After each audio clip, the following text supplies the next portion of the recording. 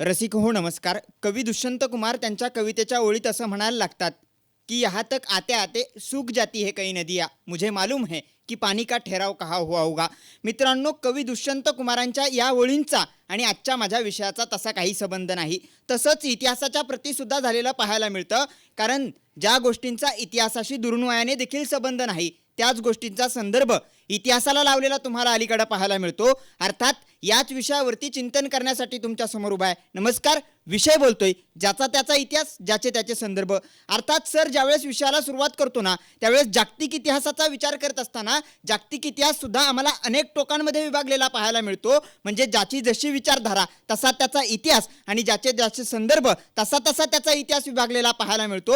एवढंच नाही, ज्यावेळेस भारतातल्या इतिहासाचा मित्रांनो विचार करायला लागतो त्यावेळेस भारतात काही वर्षांपूर्वी फक्त एकाच समाजाला लिहिण्याचा, वाचण्याचा आणि शिकवण्याचा अधिकार होता. मग त्या समाजाने त्याचा इतिहास लिहित असताना त्याच्या मनाचे संदर्भ इतिहासामध्ये घुसडलेले पाहायला मिळतात. आणि हे शाश्वत सत्य आज तुम्हा आम्हा सगळ्यांना मान्य केल्याशिवाय पर्याय उरत नाही. मित्रांनो, इतिहासामध्ये ज्याचा त्याचा इतिहास आणि ज्याचे त्याचे संदर्भ हे फक्त पुराण किंवा इतर कालखंडामध्ये लागलेले पाहायला मिळत नाहीत, तर अगदी इसवी सनाच्या पूर्वीपासून आमच्या इथं ज्याचा त्याचा इतिहास आणि ज्याचे त्याचे संदर्भ लागू पडलेले तुम्हा आम्हाला पाहायला मिळतात.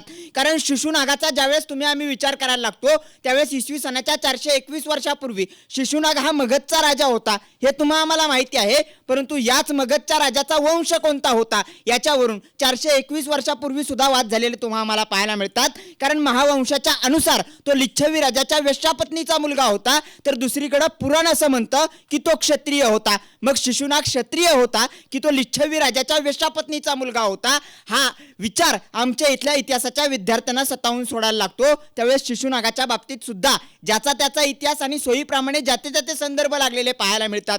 एवढंच नाही मित्रांनो, याच्यानंतर ज्यावेळेस बुद्धाचा विचार करायला लागतो त्यावेळेस बुद्ध माणूस होता, बुद्धाने जगाला शांतीचा संदेश दिला हे अख्खं जग मान्य करायला लागतं. पण दुसऱ्या बाजूला मात्र बुद्ध हा विष्णूचा 9वा अवतार होता असं सुद्धा सांगितलं जातं. मग बुद्ध विष्णूचा 9वा अवतार होता की बुद्ध माणूस होता असा प्रश्न इथल्या सामान्य माणसाला पडल्याशिवाय राहत नाही. मित्रांनो, याच्या पलीकडे जाऊन ज्यावेळेस संत परंपरेचा विचार करायला लागतो त्यावेळेस आमच्या इथं असं सांगितलं जातं की संत तुकाराम महाराज सदैव वैकुंठाला गेले, तर दुसऱ्या बाजूला असं सांगितलं जातं की संत तुकारामांची हत्या झाली. मग संत तुकारामांची हत्या झाली की संत तुकाराम महाराज सदैव वैकुंठाला गेलं, हे आमच्या इथल्या इतिहासकारांनी आज इतिहासामध्ये मांडणं कुठेतरी गरजेचं आहे. मला वाटतं तुकारामांच्या बाबतीत सुद्धा ज्याचा त्याचा इतिहास आणि ज्याचे त्याचे संदर्भ झालेले पाहायला मिळतात.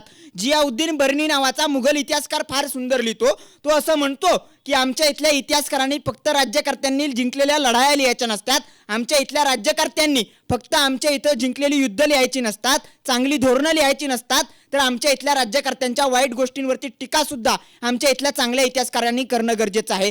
मग इतिहासातल्या किती इतिहासकारांनी राज्यकर्त्यांच्या वाईट गोष्टींवरती टीका करण्याचं काम केलं हा सुद्धा सर संशोधनाचा विषय आहे. मग मित्रांनो, याच्यानंतर ज्यावेळेस विषयातला अगदी विषयाच्या पुढे जाऊन विचार करतो त्यावेळेस आमच्या इथं महात्मा गांधींची एकीकडे असा अख्खा देश म्हणतो की महात्मा गांधींची हत्या झाली, तर दुसरीकडे एक उजवा गट असं म्हणायला लागतो की आम्ही महात्मा गांधीजींचा वध केला. मग महात्मा गांधीजींची हत्या झाली की वध झाला असा सुद्धा प्रश्न आमच्या इथं पडल्याशिवाय राहत नाही. म्हणजे महात्मा गांधींच्या बाबतीत सुद्धा ज्याचा त्याचा इतिहास आणि ज्याचे त्याचे संदर्भ लागू पडतात. मग आमच्या इथं सुभाषचंद्र बोसांचं सुद्धा तेच होतं.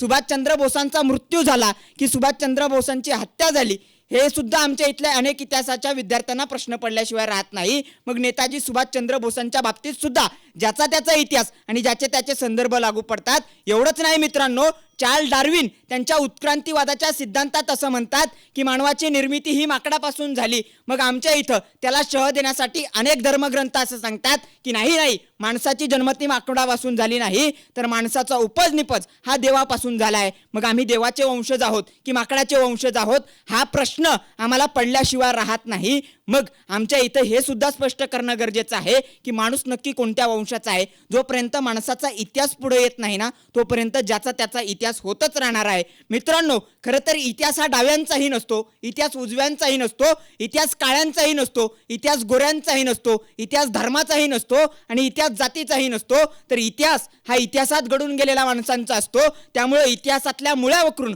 वर्तमानातल्या माणसांचा जीव मात्र इतिहासामुळे घ्यायचा नसतो. एवढाच आशावाद या विचारपीठावरून व्यक्त करतो आणि थांबतो. मनपूर्वक धन्यवाद.